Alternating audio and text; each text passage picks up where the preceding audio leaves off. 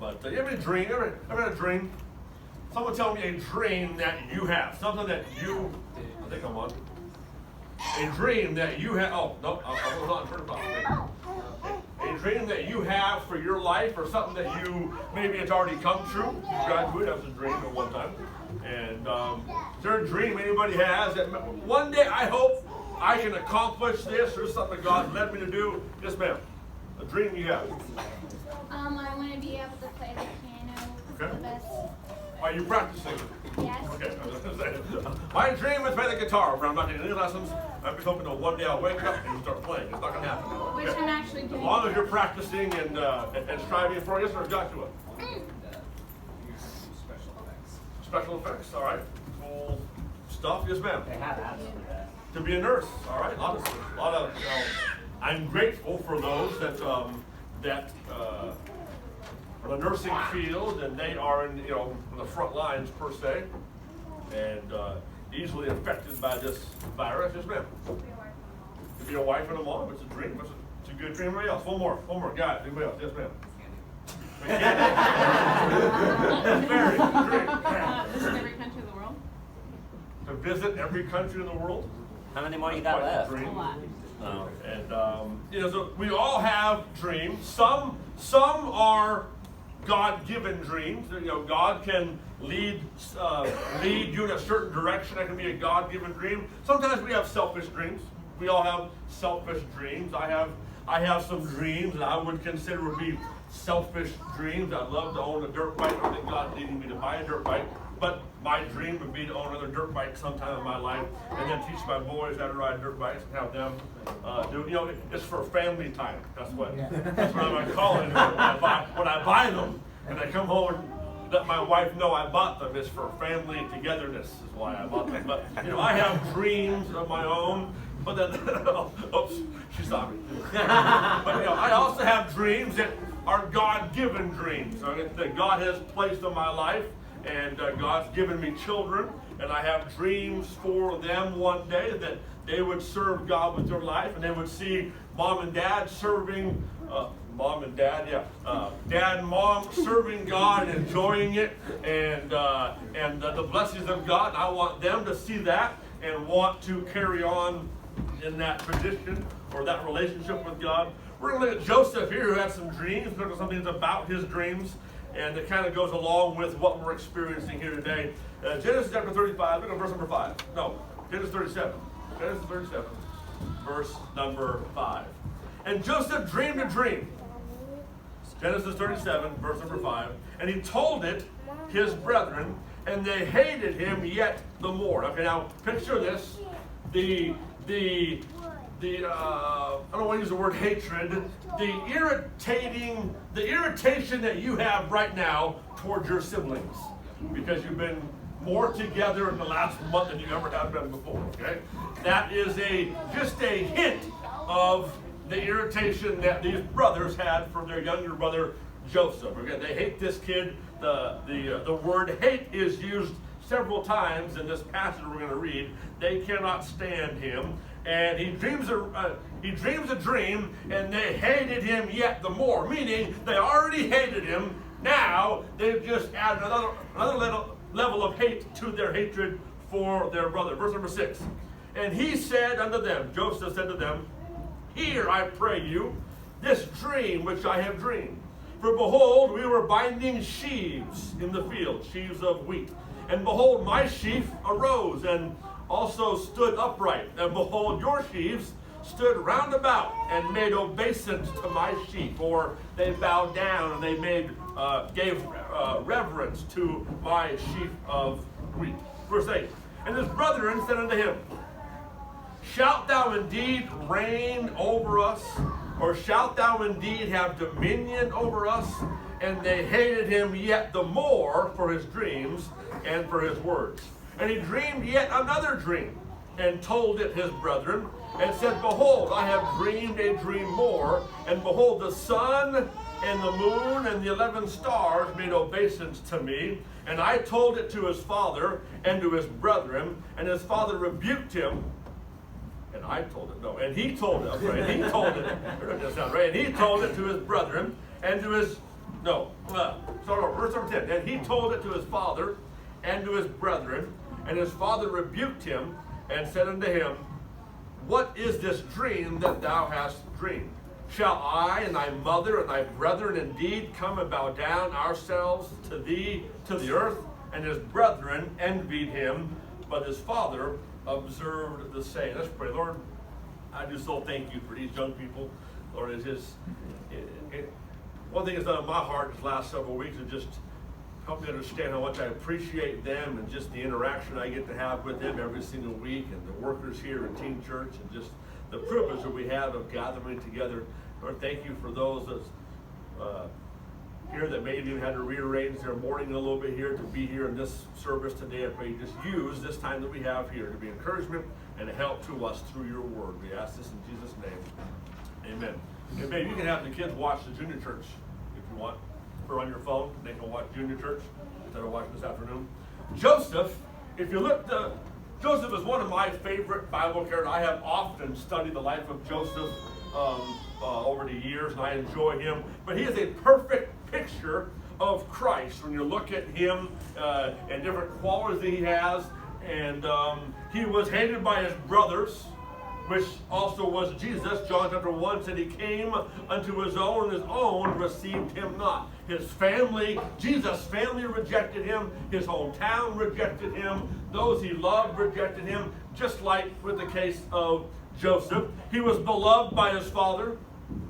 Of all of Joseph's brothers, he was the most loved by Dad. And Mark chapter 1 says, and there came a voice from heaven saying, thou art my beloved son, in whom I am well pleased. God used that phrase, he is my beloved son, hear ye him, 4 or 5 times in scripture where God is speaking to a group of people and says, he is my beloved. He's the one I love. I want you to listen to him and pay attention to him. God loved his son. He forgave those that had wronged him. Joseph forgave his brothers, and Jesus on the cross said, Father, forgive them, for they know not what they do. If you read the book of Genesis, we have 13 chapters describe Joseph's life. It's almost as if when Moses is writing the scriptures, God's leading Moses to write, and he gets through creation, he gets through several people's lives, and then God says, all right, Moses, slow down. We're going to take some time here now, 13 chapters, to describe one man's life. You know how much time God spent describing how he created the entire universe, sun, moon, stars? One verse. Joseph gets 13 chapters in the Bible. God's more interested in us knowing about Jesus and who he was and what he was like than knowing about the universe. Joseph was different than his brother. His faith made him different. Ephesians 2:8, for by grace are you saved through faith, that not of yourselves, it is the gift of God. The faith that you have as a Christian should make you different than the world. Yeah, come on. You and I don't have to live in fear of a virus because I have faith in a God, and if he wants me to get the virus, I'll get it. If he wants me to die from the virus, I will die from it, but I'm not going to hide in my bedroom under my covers for fear of something I cannot see. Now, is it serious if you get it? Yes.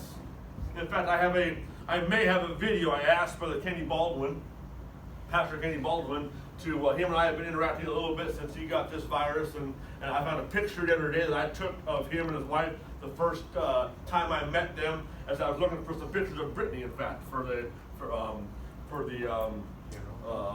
somebody wants some pictures of Brittany, of them and Brittany. And as I was looking through them, I saw a picture of Kenny Baldwin and his wife from years ago. So I saw a picture of her on my phone, sent it to him, and we've been conversing back and forth a little bit.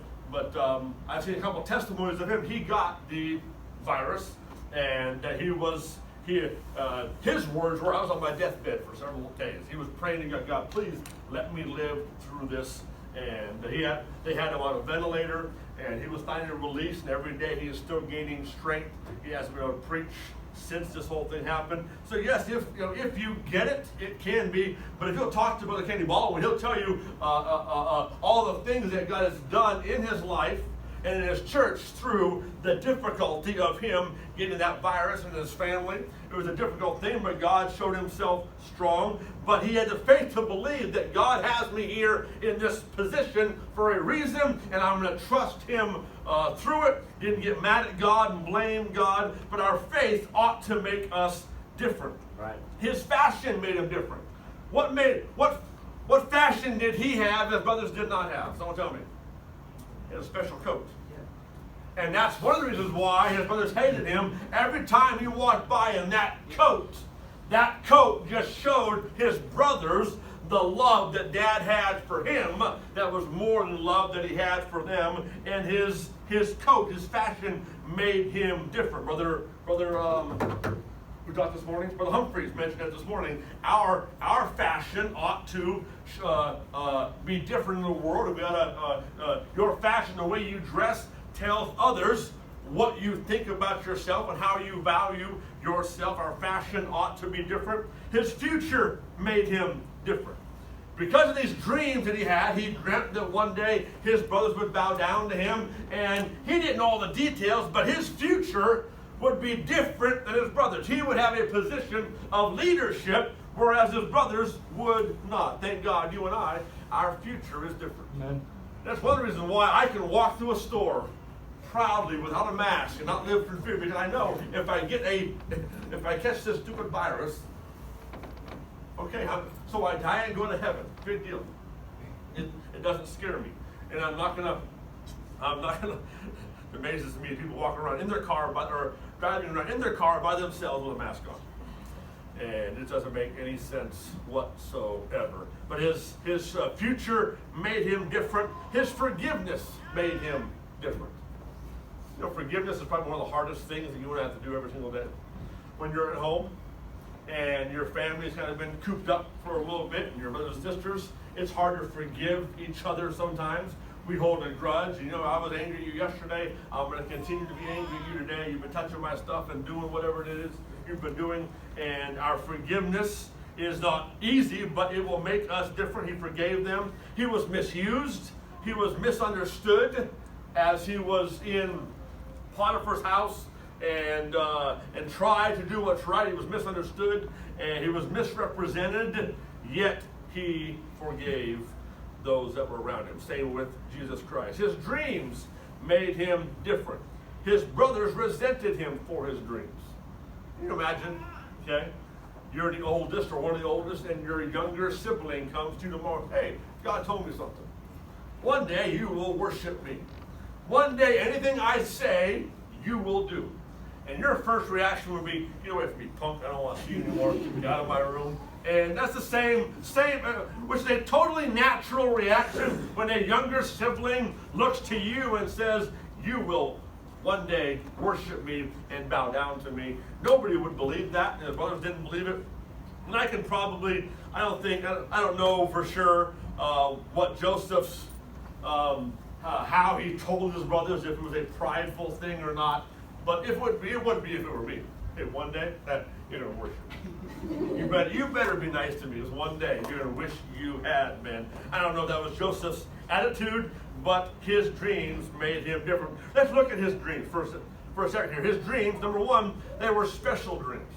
These were not dreams that he conjured up or made up. These were dreams given to him by God. Now, we live in a different day and time today. God does not speak to you through dreams. Okay, he doesn't. Any weird dream you had? Anybody here have weird dreams? Anybody? Once in a while. I wish I could remember. You know, I'll be honest. The last few weeks, I have had very vivid dreams, and 5 minutes after I wake up, I can't remember a thing about it.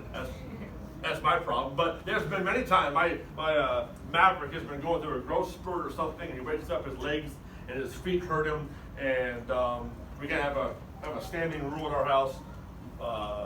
My wife takes care of Harmony in the middle of the night, and I take care of the other 4 if they wake up in the middle of the night and have a problem or whatever, or wet the bed.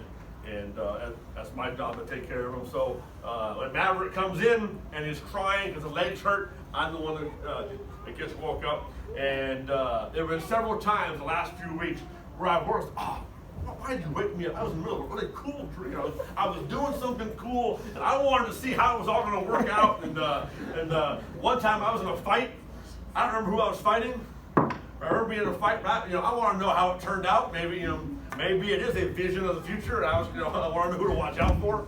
It could be one of you, but I didn't finish the dream. But if you dream something, that does not mean it's going to come to place sometimes. It's not God speaking to you. God speaks to us through His Word, not through dreams, okay?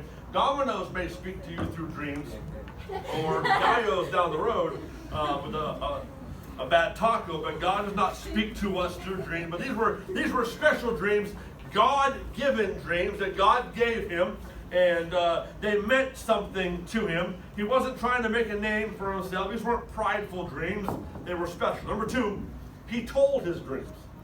Now, some of you may have some dreams, and some of you told us some of the dreams that you have. And some of those dreams may be a God-given dream, a God-given desire He's put on your heart. It's not something you want for selfish reasons. Nobody wants to be a wife and a mother for selfish reasons, okay? Nobody wants to do some things for selfish reasons, but God gives them that dream and that desire, and you may think there's no way I can do it. It's impossible. But if God gives you that dream, that desire, you ought to pursue it. But he told his dream. Let me encourage you. Tell somebody what your dreams are. Here's what it'll do. It'll motivate you. It'll help motivate you to help reach those dreams. It'll help keep you accountable when you let other people know this is my dream. And then other people may ask you later on, hey, why are you going this direction? I thought you had a dream to do something else, or why aren't you pursuing that dream? It helps to keep us accountable to our dream.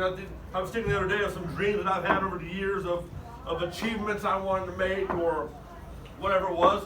And most of the dreams that I have achieved or whatever were partially because I told somebody what that dream was, and then that helped motivate me to reach that dream or to work hard to reach that goal. But sometimes when you tell your dreams, watch out for blanket throwers.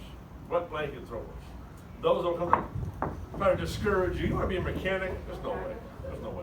You want it every country in the world. You know how many countries there are? Yes, idiot, I know how many countries there are. She probably knows more than I do. But there's always going to be somebody who will criticize your dream or say, you know what? Why would you want to dream? Why do you want to be a mechanic? Why don't you be something else? Why would you want to do that? And because it's not their dream, they'll try to criticize you for your dream. And there's a few reasons for that. Sometimes it's because of jealousy. I wish I could do that, but I can't. So now I'll criticize you for trying to do that. You're further along in reaching your goal for your dream. I have that same dream, but I haven't even attempted to achieve that dream. So I'll criticize you because that'll help me feel better about me not reaching my goals. Or maybe somebody says, I tried that and I failed. So now I'm going to try other people to fail in their attempt so they don't achieve that dream and make me look bad. There's all kinds of reasons for why people would try to discourage you from reaching your dream. But if it's a God-given dream, don't ever lose your fire or your desire. You may never reach whatever you think is that dream. I'd love to see Miss Berry make it to every country in the world. But even if she doesn't make it to every country in the world, she has already been to far more countries than I've ever been in my life. And so you may not reach what you think the ultimate dream would be, but you'll be a lot further along than you would have been if you sat at home and said, you know what, it's impossible, I can't do it. I'm just going to turn the TV on and watch Netflix and forget about my dreams because so-and-so said they tried it and didn't work, and so-and-so tried it, they didn't work, and I made one attempt and I failed, so I'm just going to sit back and not reach my dreams. You think there was times when Joseph felt like he wasn't going to be able to reach that dream? There were many times in Joseph's life. We're not going to read all through Joseph's life, but as he's thrown in the pit, I'm sure there were times he felt like maybe I won't reach this dream of mine. As he's looking up in a pit, looking at his brothers who were now looking down at him, thinking, you know what? I thought it was supposed to be me up on top, my brother's bowing down to me. This is not working out the way I thought it would work out. As he was sold into slavery, as he was a servant in Potiphar's house, as he was thrown in prison and lied about. I'm sure there were several times in Joseph's life when he thought, you know what, maybe my brothers were right. I'll never reach this goal. I'll never reach this dream of mine. But if it's a God-given dream, don't ever lose sight of it. But make sure it is God's dream for your life. One way to realize, is this God's dream for my life or is it mine? Is your motives? Why do you want to reach that dream? Why do you want to be? Why do you want that job? So I have lots of money and have a nice car and all these kind of toys and everything else. And if the only reason why you want that dream to come true is for selfish reasons, I'm not going to pray that you reach your goal. But if Andrew comes to me, but Dave, I'd like to be a mechanic. Not like, I hope that job will help support my family. I'd love to be able to help other people with that one day. There's a lot of people who do not know how to work on cars, and if you have the ability to work on cars, you can be a blessing to other people with that. And, my dream is to go in the military. Why do you want to join the military? I just want to get out of my house. I'm so sick of the rule. I want to get away. I just want to travel the world. I just want to get away from everything and just be my own person. That's not a reason to want to join the military. Right. But if you see, but Dave, I believe God has been a desire in my heart to be in the military. I want to be a missionary to the Marine Corps, and I want to join the Marines. And I want to be a testimony in boot camp, and I want to stand for what's right. And I'll take the ridicule, and I'll take the mocking, and I'll do my best to take a stand and be a leader and serve the Lord wherever He has me. If that's your motivation, okay. But I'm just so sick of these rules in my house. I want to go somewhere where I can be my own man. I've heard that. We laugh about it, but I've heard that said, and they're idiots. I thank God for dreams. Standing before you today is a dream. I was at one time, not saying I am everybody's dream come true. No, I am where I am today was my parents' dream when I was younger. They prayed that I would continue to be in church when I got old. I would have a desire to serve the Lord. Have I done everything right? No. Have I always pleased my parents? No. Have I always pleased God with my life? No. But in many ways, me just being in church today and having a godly wife and children is a dream come true for many people in my life who, when I was your age and younger, they had dreams for me. You are somebody's dream today. Somebody has a dream for you. Not saying that just because I say, Andrew, my dream for you is to be a ballerina. Please don't be. Please don't be that. Just because, well, someone had a dream for me to be. I knew a guy, teenager, younger than me, who he went to ballet. And we mocked him and we laughed at him. He was a strong guy. He was a boxer. He did boxing and ballet. And his dad said the ballet would help his footwork in boxing. And, when we'd have Challenge the Champ at camp, I remember this, at Twin Bears, Challenge the Champ. While other guys are arm wrestling and different things, he would do ballet moves. I won't attempt it, but where he would spin and he'd kick his legs out and his arms out and he'd do a spin all across the room and people would laugh at him and mock at him. And the guys told me ballerinas, okay? I never got to see him in a pair of leotards, but don't be a ballerina. Just because somebody else has a dream for you doesn't mean you have to accomplish that dream or reach that goal. But every one of you, somebody has a dream for you. Your parents have a dream for you. I have a dream for you. I want you to serve the Lord with your life and do that. I've always had a dream that one day God would lead a young man off the pews of our church to go and pastor a church in one of the villages that needs a pastor. I've always had a dream that God would do that one day. I have dreams. Dream big, so it will require a miracle from God. Some of you may think, well, you know what? I have a dream, but I don't even want to say it because it's too big. I doubt God would ever do it. Why don't you dream big so that God has to work a miracle in your life in order for you to accomplish that dream? He had dreams. He told his dream. Number 3, they became shattered dreams. Ever had shattered dreams? Some of you, maybe even this week, this month, have had shattered dreams. There were things that you thought you were going to do, but because of this whole COVID-19 thing, they didn't come about. 2 weeks ago, I was supposed to be in Seattle on vacation with my wife for her birthday, and shopping and eating and all kinds of fun stuff. But that dream did not come to fruition because I'm not going to Seattle and hunkering down in a hotel room all day.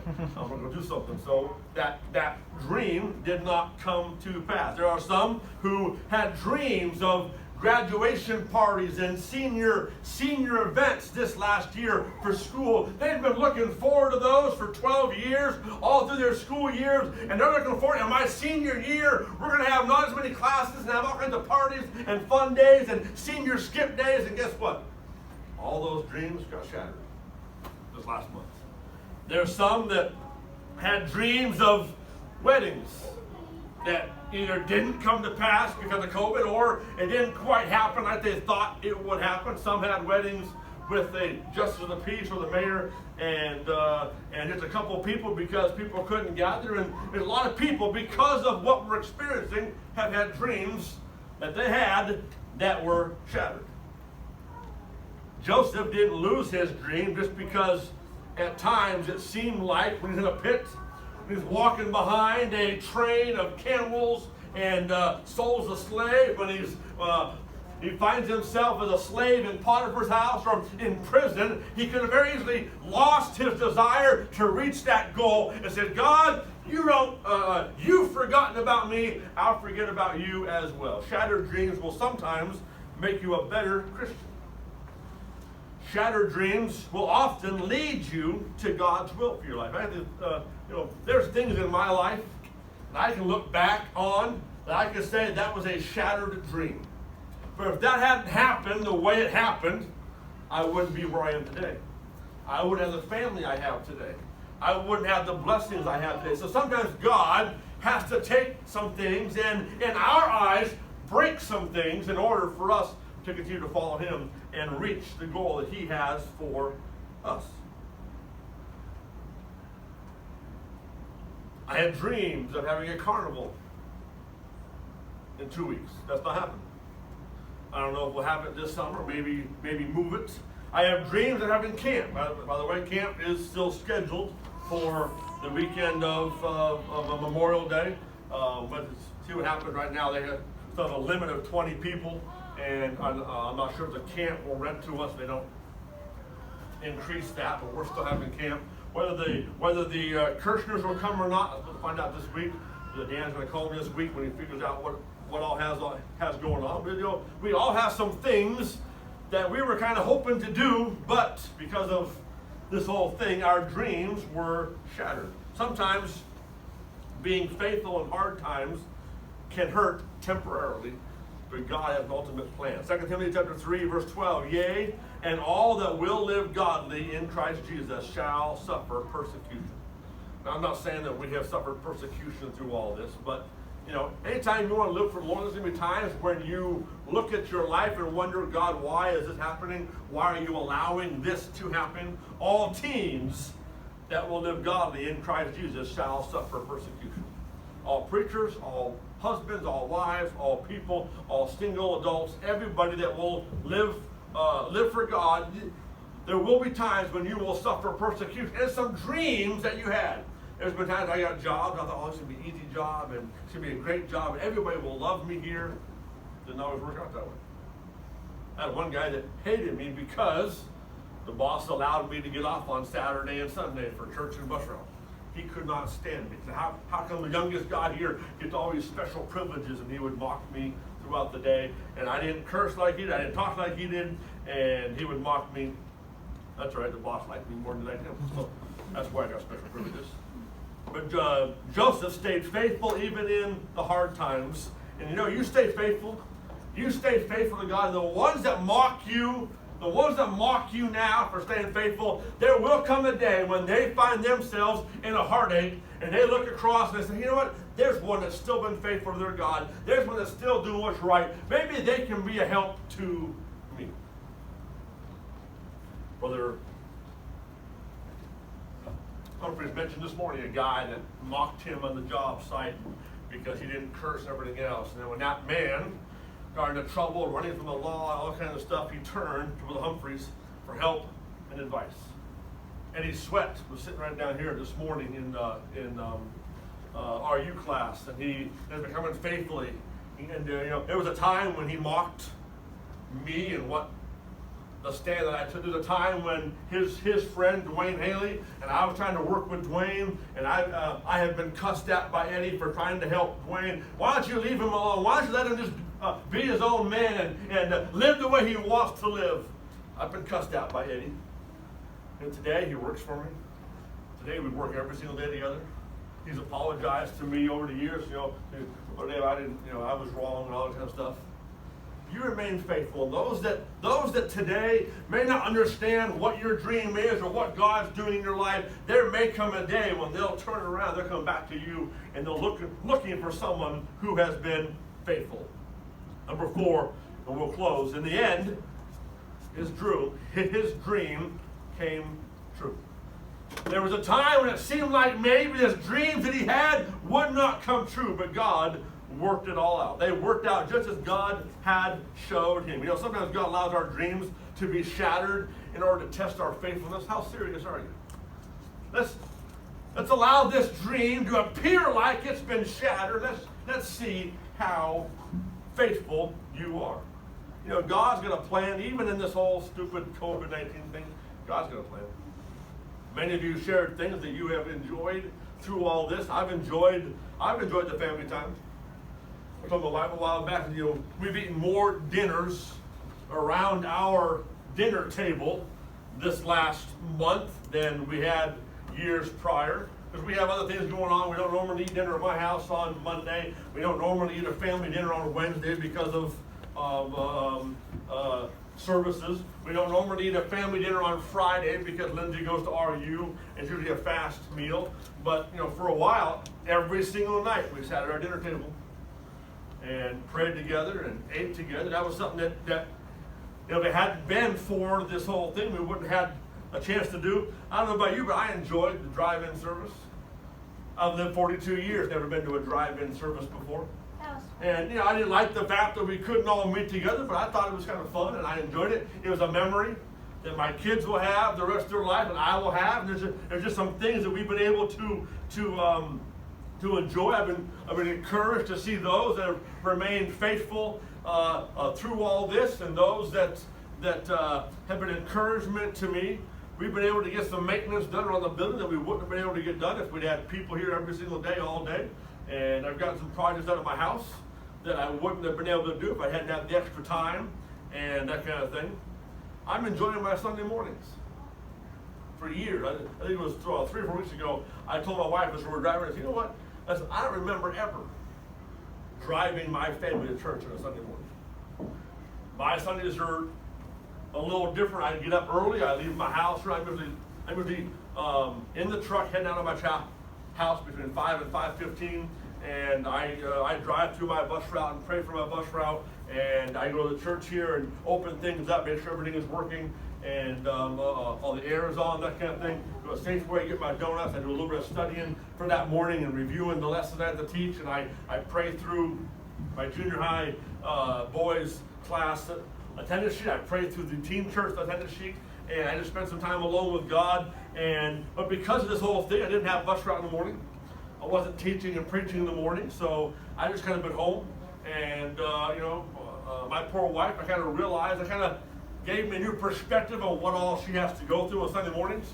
I wake up, I always shower the night before on Sunday night. I get up, and within 15, 20 minutes, I'm out the door. I get breakfast at Taco Bell. My wife is not that easy. She has 5 kids she has to get ready. And then I get breakfast for them and get them dressed and get herself ready. And so I've enjoyed it.